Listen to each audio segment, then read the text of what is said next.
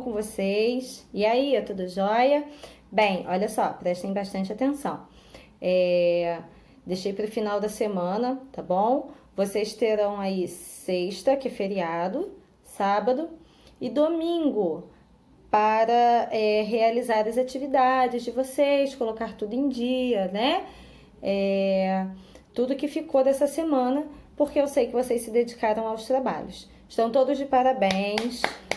Os trabalhos estavam ótimos, todos os trabalhos que eu recebi, todos eles muito bem feitos, com muito capricho, muito empenho. Estão todos de, ó, parabéns, tá bom? Olha só, a gente vai para nossa última aula da apostila de língua portuguesa, ok? E vocês vão acompanhar comigo a leitura das atividades e a explicação que eu vou fazer, tá bom? Acompanhem aí. Vamos abrir a nossa apostila de língua portuguesa lá na página 86, ó, página 86, tá bom? Aqui a gente vai continuar fazendo um resumo de tudo que foi visto nessa unidade. Nós vamos falar sobre aumentativo e diminutivo, sobre a leitura de contas, né? A interpretação de contas, tá bom? Acompanhem comigo. O que sugiro a vocês que conforme vocês forem fazendo, pausem o vídeo, façam aquela atividade que eu expliquei, depois volta, faz a outra atividade e assim sucessivamente até o final, tá bom?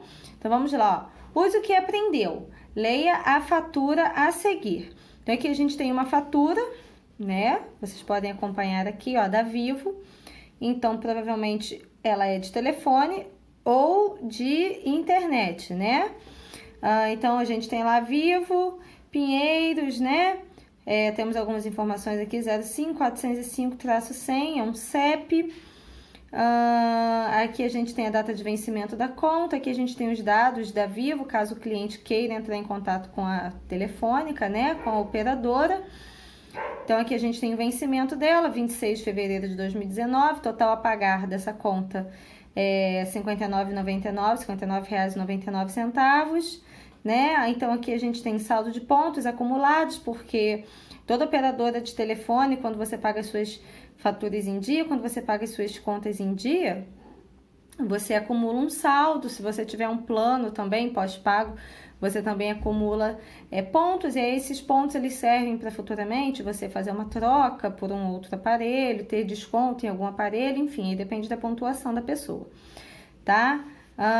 Aqui a gente tem o número de telefone que está sendo cobrado, né? Esse valor de R$ 59,99, DDD 11, número 966902923.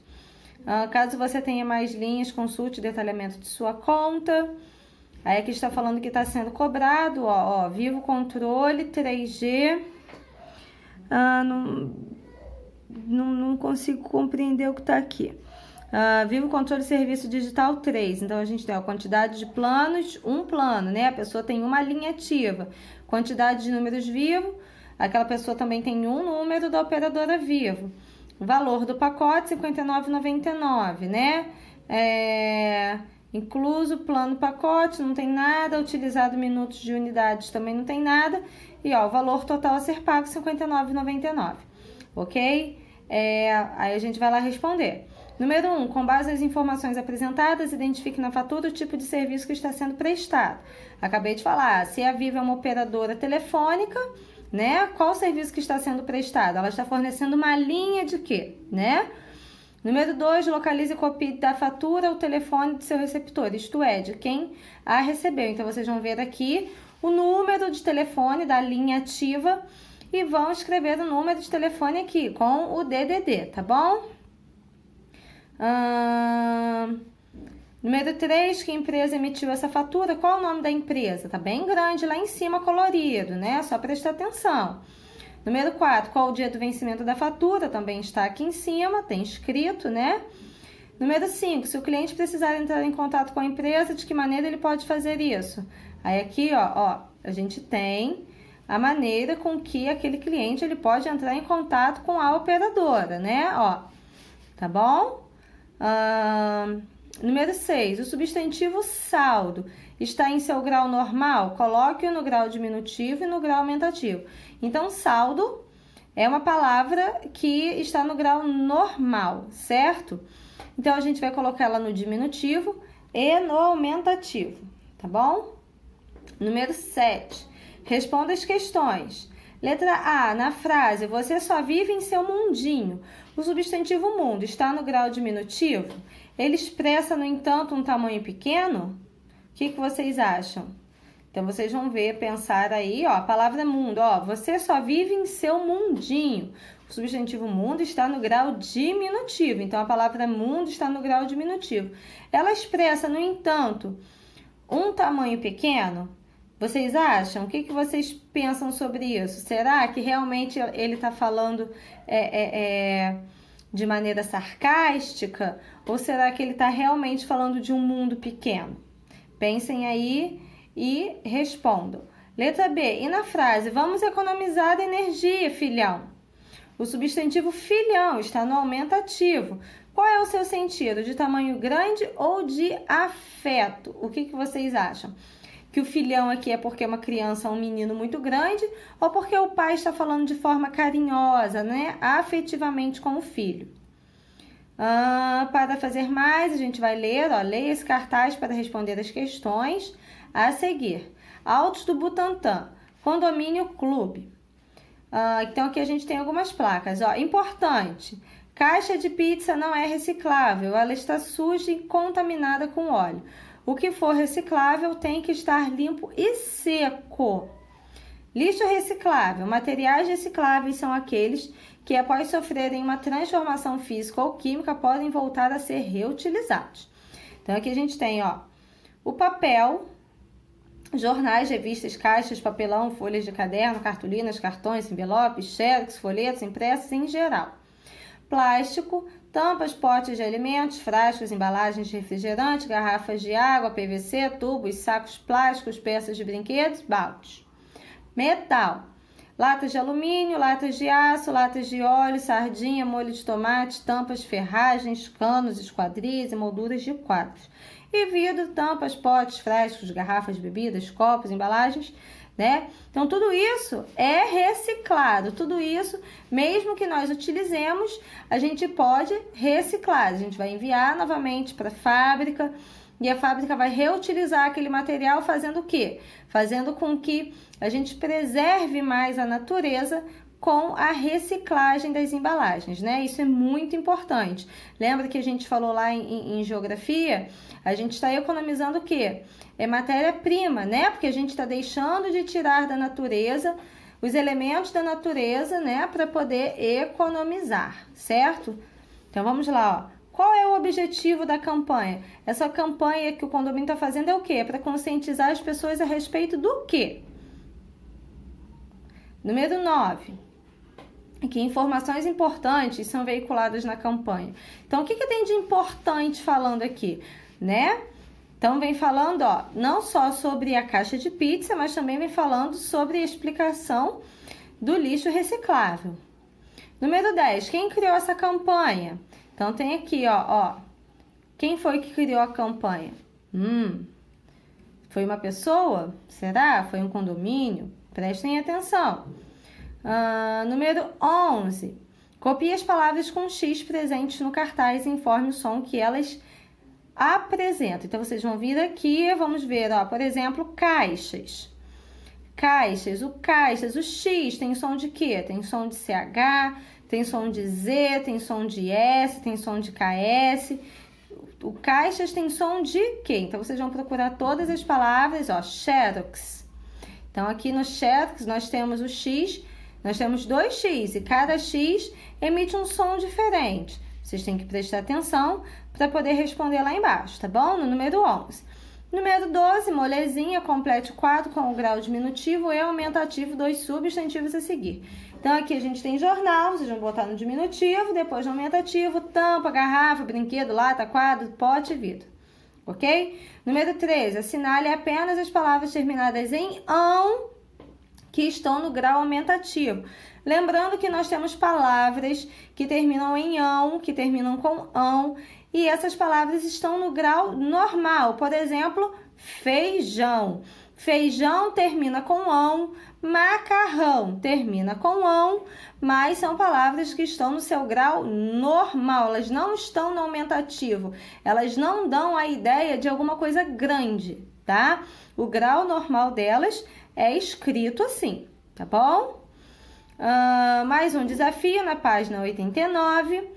Peça uma fatura de luz, água ou telefone é um responsável para identificar os elementos que compõem esse gênero, completando o quadro a seguir. Então, vocês vão pegar uma conta na casa de vocês, qualquer conta, e aí vocês vão colocar qual o serviço que aquela empresa, né, daquela conta, ela presta, né? Qual serviço ela serve? É água, é luz, é telefone, né? É gás, para quem mora em condomínio, que tem o gás encanado, né? Então, vocês vão ver aqui, tá bom? Empresa que emitiu a fatura, vocês vão escrever o nome da empresa. Então, tem que procurar lá na fatura o nome da empresa. O dia de vencimento, facinho, vem falando.